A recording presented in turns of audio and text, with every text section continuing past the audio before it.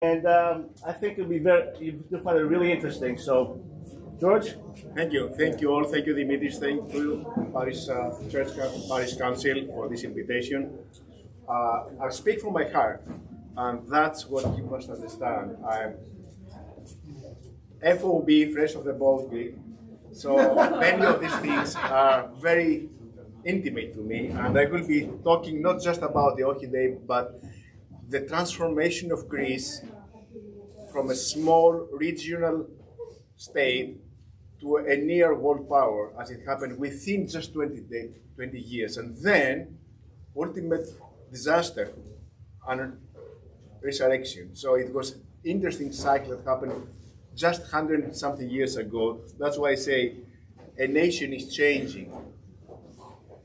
So what happened is, as I said, Greece in the late 1800s was rather an insignificant player.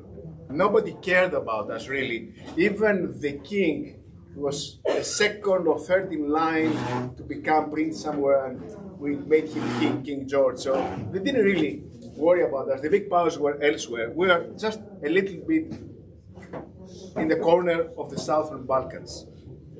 And then, within less than 20 years, it all changed from being small, adding territory, more territory, more territory, more territory, until we almost became a very significant, then a step back. We almost gained the status of Greece of 2 continents and 5 seas. That, my friends, was a dream.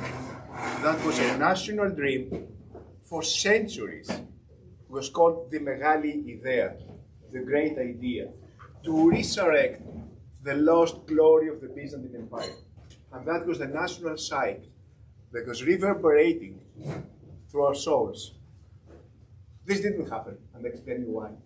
And then we got from global respect and heroic fighting during the beginning of Second World War. All these are going to be explained in this short, just 2 hours, bear with me, presentation. Okay, good. I have you. So, the late 1800s, Greece was almost sounding the world bankruptcy. Familiar? Okay, we were there. The famous quote by Prime Minister Charillaios Trikoupis was, "Δυστυχώς εκτοχεύσαμε." Too bad, we're broke. Too bad, we're out of money. And that was a result of many factors that are awfully familiar today. Populist politicians, for example, spending money like sailors, with no tomorrow, and broke.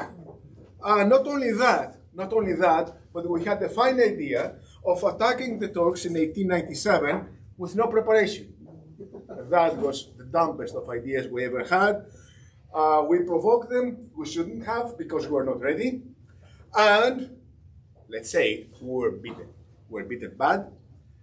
We were humiliated.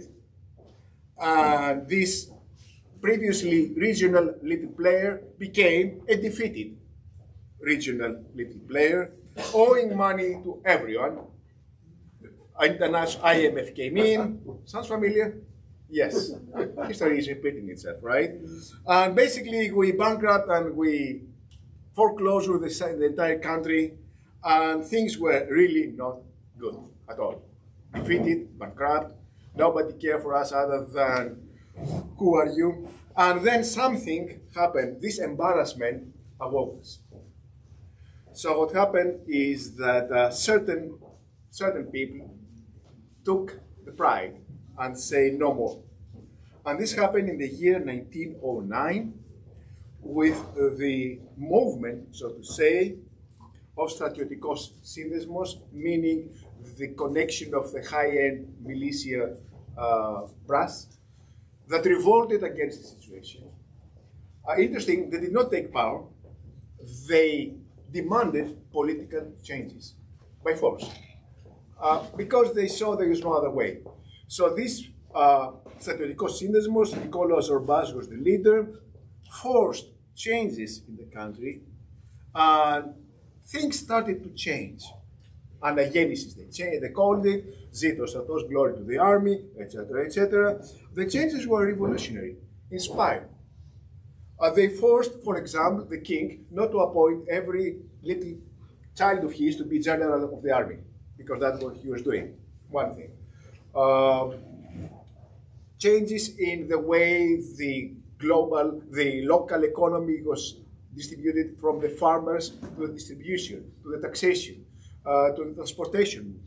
But most important, they brought in a revolutionary, reformist politician from Crete named Eleftherios Venizelos.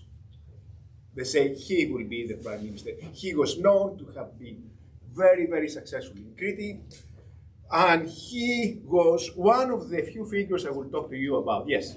Associated a businessman? Actually, let me say, Eleftherios Venizelos was a politician from Crete. His dad's name was Kyriakos. Eleftherios Kyriakou Venizelos. Does this name Kyriakou make around something? Do you know any politician named Kyriakou today? He is his grandnephew.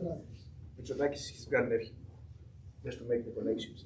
So he was from a grand politician because his Mitsotakis' father married one of Venizelos' daughters or something like that, or nieces, something like that. I'm not quite sure about the lineage, but they are connected.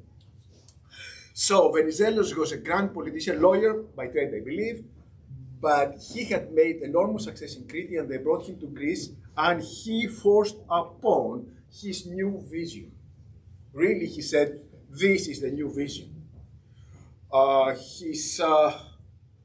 Was very liberal at the time, very market-oriented, and he had a global side who was in charge and where Greece should go. That the others did not. His contribution was so many that he's acknowledged to be the father of the modern Greece. And he set in motion preparations. Preparations that start from where we were weakest, the army. So what do you see here? You see what I call the miracle that happened. It happened because the way it happened and what really contributed to were just not heroic. So this what you see is a battleship. Well, it's not exactly battleship. Technically, it's called armored cruiser. That changed everything. How did that happen? This was the third battleship that Italians were building, and they ran out of money, and they say, we have a ship for sale, who wants it? Suddenly, everybody in the area said, I want it, I want it, I want it. The Ottomans, for starters, they say, I want this, because it was a super ship. We want it. And remember I said before, we had no money? No money. Right. Okay, so how do we get it? How do we got this famous ship? By a grand donation by a name, Georgios Averov. Georgios Averov was what we call a Romanian, meaning that he was from the Vlachian area of today's Romania that came to Greece, and we have, he was immigrant in Alexandria, Egypt. He was known for trades, and when he died, he left his enormous estate to Greece with a command, buy and prepare for war. His money. So what happened is the Italians wanted to sell it. Ottomans said, okay, let me secure a loan to get it. And we said, don't worry, we have cash. Wow. From that guy? Yes. Cash king. And we got it. We raised and we won. So what was famous about this ship? This ship was famous for many reasons. First of all, it was large. It was well armored, but it had the best possible guns that could have. They were English, not Italian. We actually didn't get the Italian guns that the Italians had put on their own ships. We got better guns from England. We got engines from France, armor from Germany. Actually, it was a multinational ship. That was the best we could have at the time. Most important, it was very fast. At the time, the British Navy was sailing at 20 knots. This was the top speed. This was sailing at 23. Wow. Significant. So this is the hero. This is the man whom we own, let me say, half of Greece, including my own island, Mytilene. And I will explain why. So this ship, which is right this one here, I hope you can see this one. was the one that made the difference in the Hellenic fleet. The rest were old ironclads, bought in the 1800s, some destroyers, some auxiliary ships, but nothing could match that. Παλιό. Yeah, old and most importantly, slow. Yeah. So this is the comparison between the Greek army and the Ottoman Navy. The Greek Navy on the right and the Ottoman Navy here. As you can see, we were still outgunned and outnumbered by a factor of 2 to 1. The Ottomans had almost twice the navy, twice the guns, twice the displacement. We only had the Verov and a bunch of old ships. That's what we had. So did we have any hope? Well, let's see why. Back in the day, it was early 1900s, the Balkans were in turmoil. It was called the powder house of Europe, η πυρηνική της Ευρώπης. Because everybody was fighting against national movements, The two most, I would say, notorious powers in the area were Bulgarians and Serbians. Bulgarians with the backing of Tsar, and the Serbians, populous nation, what became Yugoslavia later on, were fighting for what was left over pieces of the Ottoman Empire, which was called the sick man of Europe, ο μεγάλος ασθενής. That's how they call it. So these two guys, we said, okay, how can we best tear apart the Ottomans and get it for us? Say, let's collaborate. Believe me, no one likes no one in this area. They're all against each other. They're all fighting against each other. The Bulgarians had their eyes. Serbians wanted to come to get access to Aegean Sea, so did Bulgarians. Nobody cared for us, really. We were still insignificant. But here's what happened. As you see in the map here, the red is the Ottoman Empire, blue is Greece. Most of the Ottoman army was in the Middle East. It would be very easy for the Ottomans to just sail and bring reinforcements, as many as they wanted, through the Aegean Sea. Easy, easy peasy. Unless someone would stop them. Who would stop them? The Greek Navy. So, as I say, honor among thieves, the two big guys invited Greece to join them. Say, come over, we need you, we want you. Let's have a pact. Let's have the League of Balkans. You will take care of the navy. Don't worry about the army. We'll take care of them over there, meaning that they will conquer the lands. That's what they wanted to do. And they only even invited Montenegro, which was a small power, just to make it appear like there were many in the group. And the Balkan War started in 1911. The Balkan Wars started, as you can see in the color, this pink area was land to be grabbed by basically Bulgarians, Serbians, and we had aspirations. This is a strength. As you can see, the biggest power was Bulgaria, 450,000 men. Then Serbia, we were almost 1/4 of them, something like that. Turkey didn't have that many armies in the area yet, but they wanted to bring more. When the war started, they did not count on Georgios Averos. They didn't think of it. Say, oh, come, we still have many ships. Slower, not as accurate in the guns, but we will beat them. Don't worry, we will beat them. Little did they know that the commander was Konderiotis, who was a fantastic leader. So, as you can see, the Greek Navy started picking up and winning island after island after island, including, I have to say, Mytilene. So they came in, no one could dare to counter Averov's guns. They were so accurate and so ferocious. So basically the Turks ran away from the islands. They still thought they could beat us.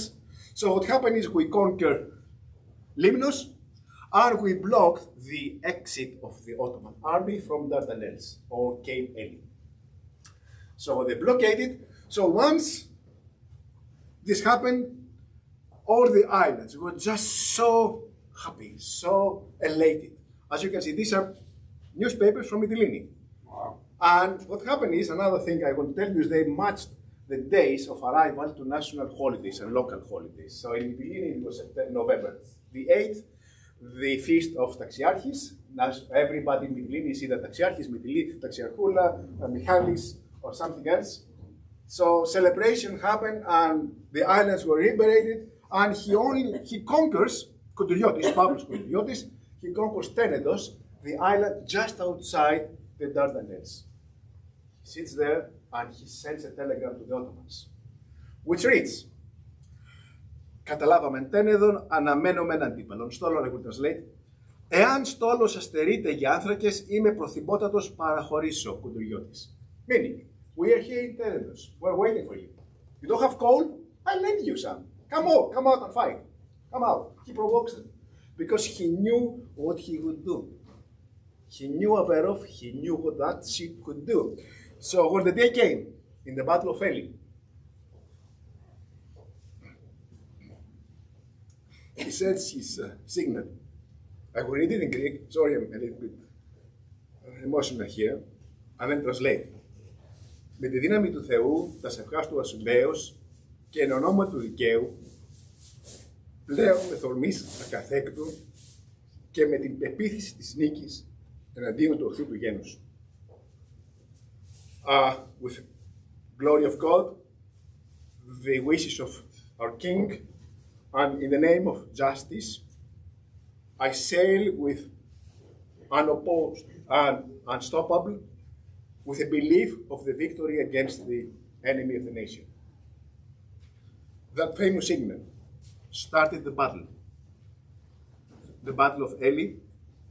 He was still outgunned. He was still outnumbered. He had fewer ships, less cannons, almost half the cannons, but what he did, he had the knowledge how to do it and what to do it. Now, what you can see here in motion, you see the famous naval technique called crossing the T.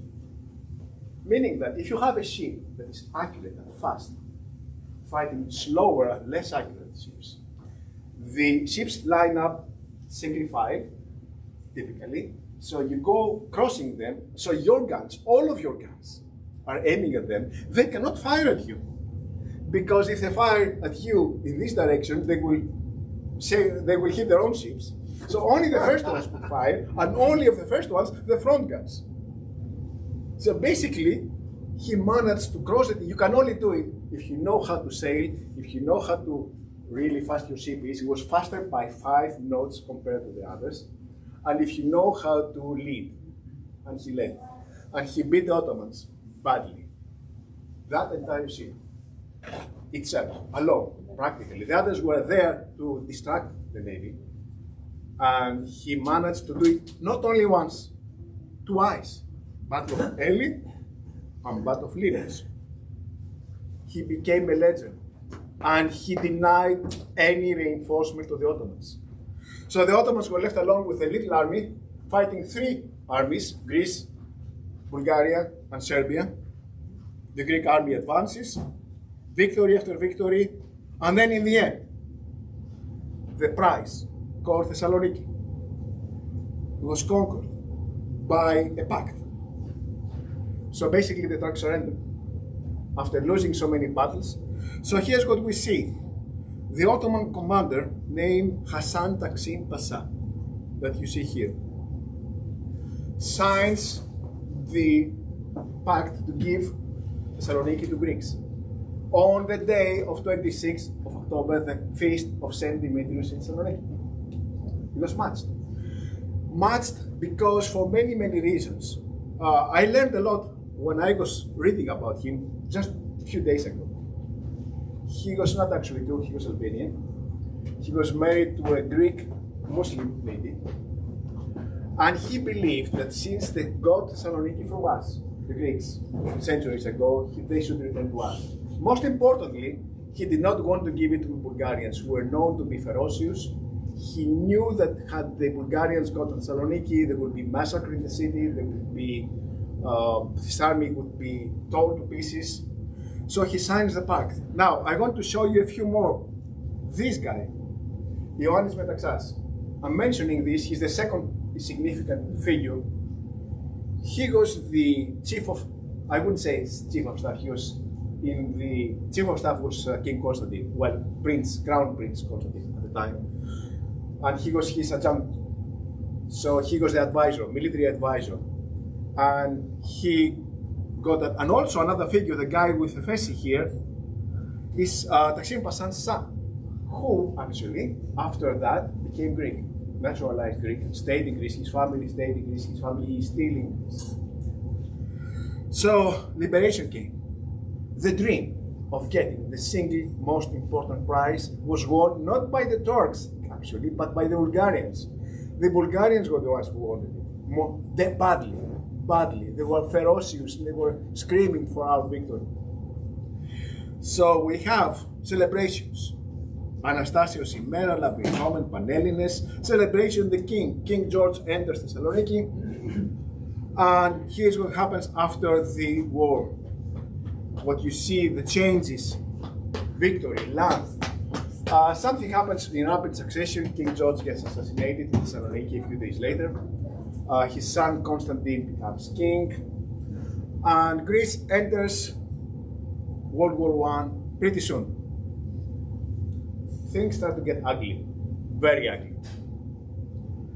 Well, King Constantine, as you can see here, was married to Kaiser's sister. Oops. He was raised and actually trained in German military academy. Oops. Venizelos saw that the future of Greece was with a naval power, Britain. Big oops. And everybody was tearing apart Greece. Come with me or come with me. Where should we go? This is a normal, basically when we have Dino, as they're called, England and Germany wanted him. The Allies started the war without us. And actually the Gallipoli campaign was a major disaster for the Allies because, for some reason, attributed to us not being there. As you can see, the world alliances. Let me zoom here. You can see blue is the triple entente, basically England, France, and Russia. And orange was the Central Powers, Germany, Austria-Hungary, Bulgaria, and Turkey. Where should we go? The answer is obvious by looking at the map. Should we go with our Kessler enemies? What for? Or should we go for the future? Should we risk? So national schism happened. Things were really bad, ugly. Division, national division, half of Greece against the other half of Greece. In the end, Venizelos manages to have a coup, lead the nation to fight with the Allies, kill everybody of the out of Balkans, and emerge victorious in World War I. We paraded under the Arc of Triumph. We finally became the Greece of 2 continents and 5 seas by the collapse of the Ottoman Empire. Ottoman Empire collapsed entirely. Its pieces were torn. British, French, we got pieces, Italians got pieces. Little was left. Even the Armenian Republic was first established back then in the Treaty of Sèvres, which gave us almost everything we dreamed of, except for Constantinople, which became too prized to be given to Greece, so it was under international control. But still, Averov sailed to Constantinople. This painting here, as you can see, Averov in Constantinople was the culmination of national dreams. We were there. We almost had it. Even Smyrna, the other prize, was taken by us, was given to us as mandatory, and we are given permission to land troops. Basically, it was ours. The dream was there. But, again, as I say, politics are ugly. Not everybody was on our side. They were ostensibly on our side, but they wanted us to get the dirty job. They really were tired of fighting. The British didn't have much army to spare to support us. The French were making deals under the table. In Russia, it was no more Russia, it was Soviet Union. Lenin pacted with the Turks. Kemal Atatürk got the opportunity to slaughter the Armenians with the silent support of many and active support of the Russians. So things were really ugly. We were there fighting alone. Everybody was in theory supporting us, not really. We decided to bite the bullet and beat the entire Turkish nation all the way to Ankara. And I call it a dream that was, a dream that was to be, a dream that was not to be. A bridge too far, as they say. We way overextended ourselves. National division played a role. We brought back Konstantinos, kicked out Venizelos, but Konstantinos got support of Germans, not of England. The British found the perfect opportunity to abandon us. We're alone, and everything we gained after so many years of fighting was lost in 2 weeks. Within 2 weeks, everything collapsed. We lost Smyrna. We lost the population.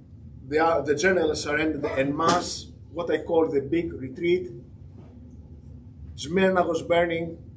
Population was kicked out of the ancestral roots, was sent to Greece in droves. This is what I call an inflection point in national psyche. Defeated, again with enormous social problems. No more Megali Idea. Can you imagine what you've been dreaming? When you are dreaming, it's okay, even if you don't have it. It's okay, you still have hopes to get it. When you're getting, you're elated. I got it, then you're losing it. I don't know how many can cope with that, how many nations can cope with that. And then we had national turmoil, dictatorship after dictatorship. You see Plastiras, you see Pankalos, even Venizelos had his own movement, national movement, military movement, let me say that way, in 1935. So things were like, no one knew where we're going. Turmoil, and then we became a modern state in 5 years. How did this happen? Well, you see a man here, again, this guy, named Ioannis Metaxas. Ioannis Metaxas was the archenemy of Venizelos. Let's say it. This guy was the archenemy of Venizelos. He was royalist, was believed, he was actually himself raised and trained in German military academy. He was by Konstantinos all the time. Not that Metaxas, but the name is the same. Right? And he was a military genius. Indeed, he was a military genius, and he rose to become a leader. Now, at that time, let's face it and let's say some magic truths. Democracy, constitutional democracy and parliamentary democracy and freedom and equality and all these things simply barely existed in the United States, Britain, maybe France. No other country had really what I call democracy. I mean, if you look at the map, no one had what we call popular democracy and everything, really no. It was, let's say, dictatorships, almost all over. So he was, let's say, he got power by these means, and he was, let's say it again, ruthless. Movements, labor movements, social movements were crushed, but laws were passed that really helped change the nation. And yes, let's say he was a fascist. That's not outside the norm of the times. He was not as the others. He was not as extremist. He was not Hitler, he was not Mussolini, no, he was not Stalin, no, nothing like that. But he was a tough guy. But he had his mind in changing Greece, and that's what we owe him. He really was a patriot. He was. He changed Greece. He instilled reforms that needed in land, in land reform, as you can see, χαράσει Ευαγγέλια για τον γοτικό κόσμο. He even instituted the 8-hour work and 6-day workload. Many things that he made things running. He even took seriously the defense of Greece, very seriously. Most importantly, did I say he was pro-German? Yes, I said it. He realized, because I said also he was a patriot, the future of Greece was with England. And he set aside his personal preferences, his personal emotions, and said, Greece must be with England. And they all decided, united with King George II and Papagos, the military leader, that this is where Greece should go, and we owe him enormously for his decision. It was not an impulsive decision, it was a well thought decision. Because let's look what was happening around then. You see that? That's a map of Italy in 1939. What was happening in Italy was almost a comedy, a tragedy, because Mussolini was the leader. He was an astute opportunist, agitator. He was a fantastic orator. And he wrote the book of propaganda. We think that the Germans did. No, Mussolini did. Mussolini led the way to the fascist political propaganda to manipulate society, and he even became an idol, Duce, they called him, way before Hitler came in. Way before. That happened in 1920s. Hitler was, I would say, a second fiddle back then. Nobody knew that. Germany was in Weimar Republic era back then. The fascists really grew up in Italy, and their leader was Mussolini, and he wrote a book of propaganda and national aspirations, and of course, he made good friends. He made good friends, and actually, he taught Hitler how to do certain things.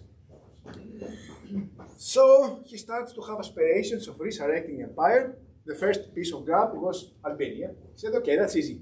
I'll go there, get it. And that's what he did. He went there, he grabbed the land, he invaded the land, and he started having further aspirations, and things were getting ready. We sensed that, we knew that. We knew it was coming. Albania was just about our border. So what's next? Us. We started preparing, really, seriously. And we expected provocation, but not this much. On August 15th, 1940, he actually torpedoed one of our best ships, Eli.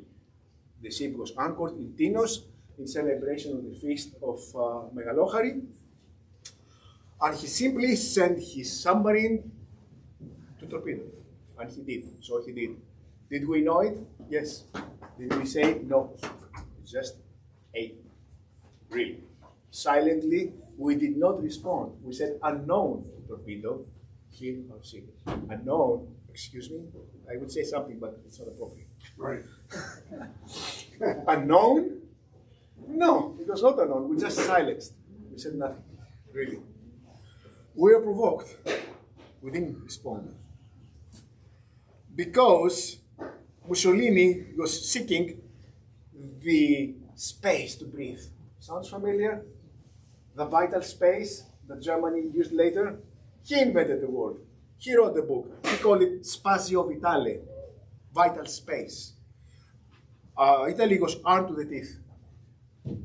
His navy, his army was insurmountable. More army, perhaps, more navy definitely, and almost as many army as Germany.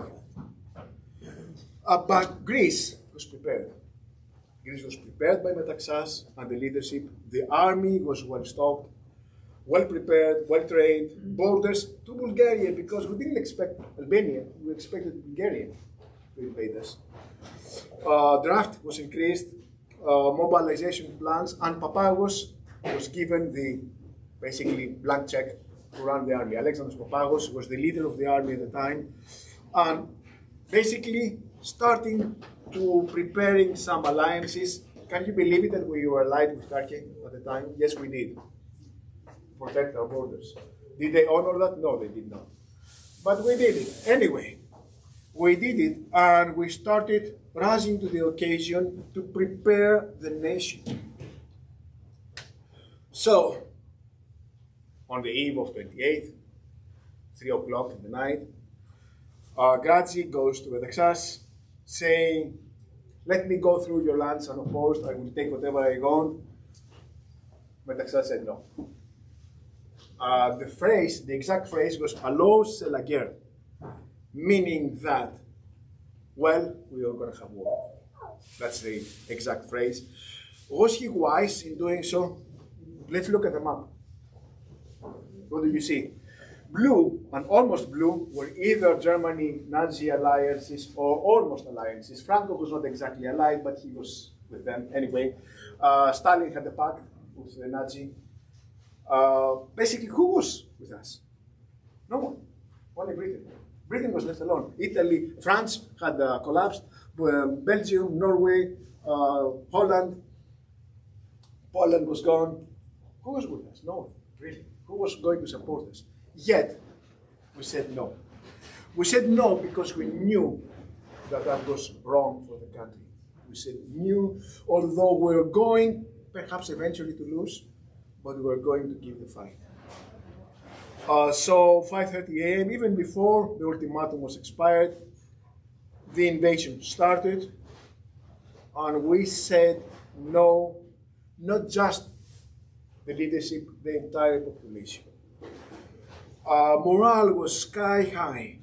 It was heroic. The newspapers were "Ite pedes Elinon," let's go fight Greeks. We will fight. They were actually preparing the war, knowing that we may lose, yet we got there. Actually, I have this picture here in my book. In my book, I use this as a template to show how we can see. So I read here, η Ελλάδα αγωνίζεται από χτες εναντίον έθνους δολοφόνων. Greece is fighting since yesterday against a murderous nation. And my book in optics, actually, when I published this, two of my kids were Italians. And I saw it there, making fun of them. So, and that's what you see, Acropolis, the newspaper, the Acropolis, the background. And we're starting the counter-offensive. We start mobilization of what I call the call to duty. Yes, we stopped. We did. We managed the counter-offensive to kick them out. The morale was sky high. And everybody was going there with a passion to win, passion to fight. What we say, με το χαμόγελο στα χείλη, with a smile in our face. And we fought, and we fought, and we fought.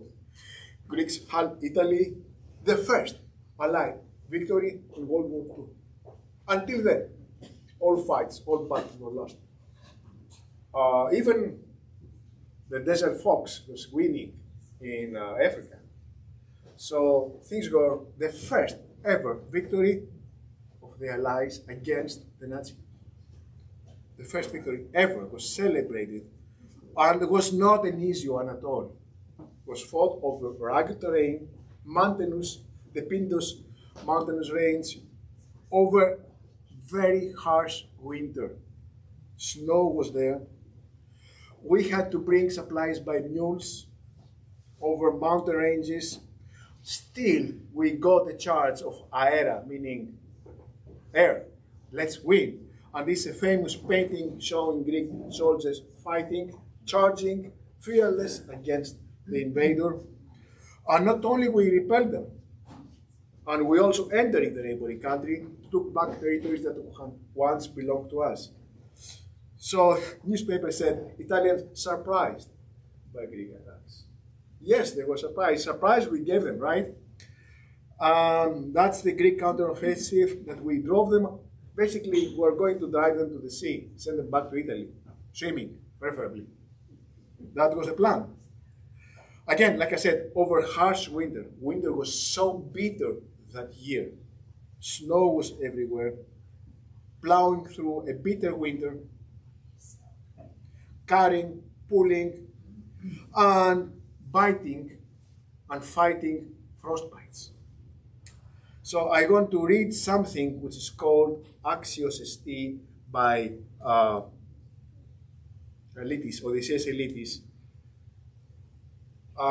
They say, I'm going to read the English straight away. It said, at dawn of St. John's, a day after the Epiphany, we received a marching order to move forward again, where there is no holiday.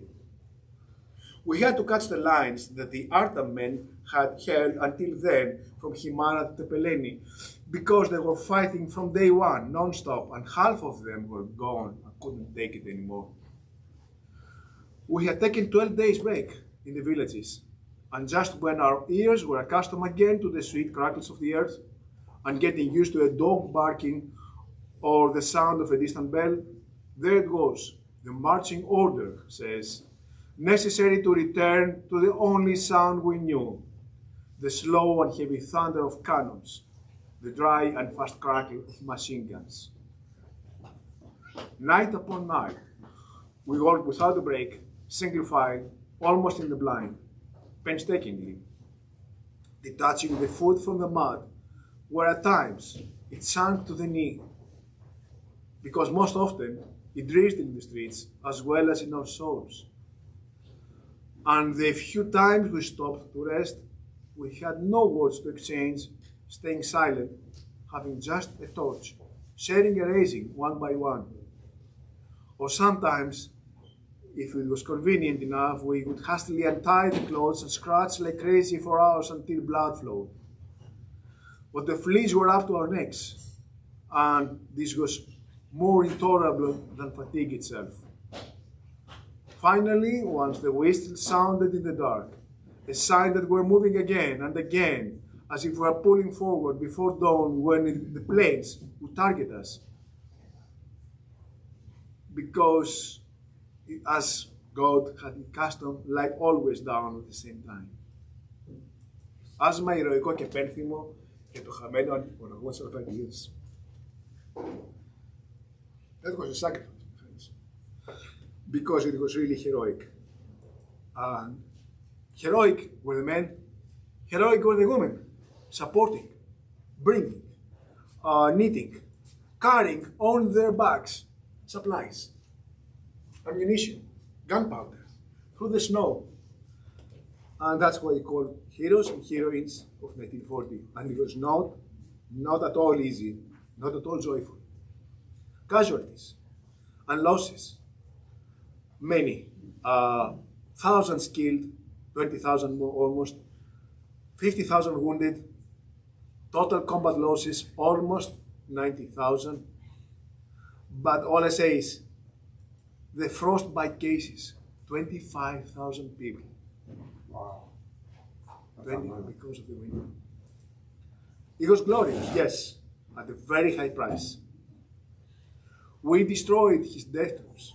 We revived the new Thermopyle, and we started making fun of Mussolini himself, via comic series that were kicking him out, humiliating him, until word broke out that we're really kicking them out of the sea. And he was almost ready to give up, until Hitler said, well, that's too much of an embarrassment, I won't take it. I will teach the Greeks a lesson. And he did. Well, he did. He invaded Greece in April. We said again, όχι. Όχι to Adolf, όχι to the Bulgarians, όχι to everyone. But this time, we could not take it. We were outnumbered 20 to 1 almost, exhausted, depleted. We wrote history, and we kept 216 days. You know how many days France held? 45. Netherlands, 5 days. Belgium, 18 days. Denmark, 5 days. We held for 208.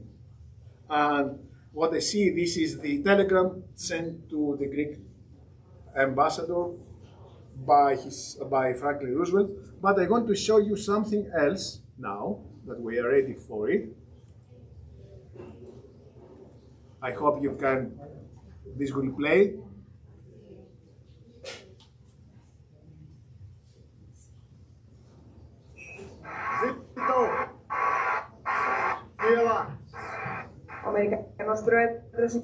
Let's say it again. Zito η Ελλάς by Barack Obama. You cannot see, can you hear it? Let me do something. Let me do something. Hold on a moment, if I can.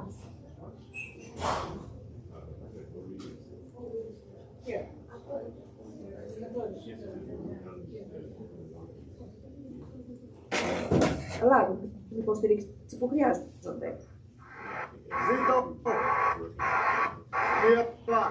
Okay, when America started to speak Greek, this is a little bit of the celebratory movement of the time.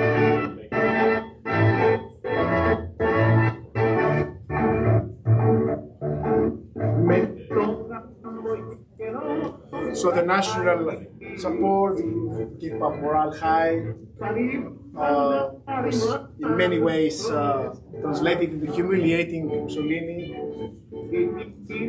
And we lived through that. The famous singer Sofia Verbo was a legend at the time. So that's it, my friends.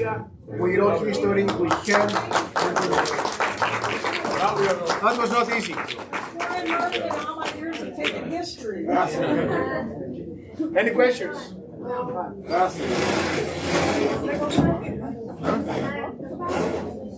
Did you write a book about it? Sorry? Did you write a book about it? No, the book I wrote is about my design topics. It's not the I know that's right. I was like, Well done, George. Well done.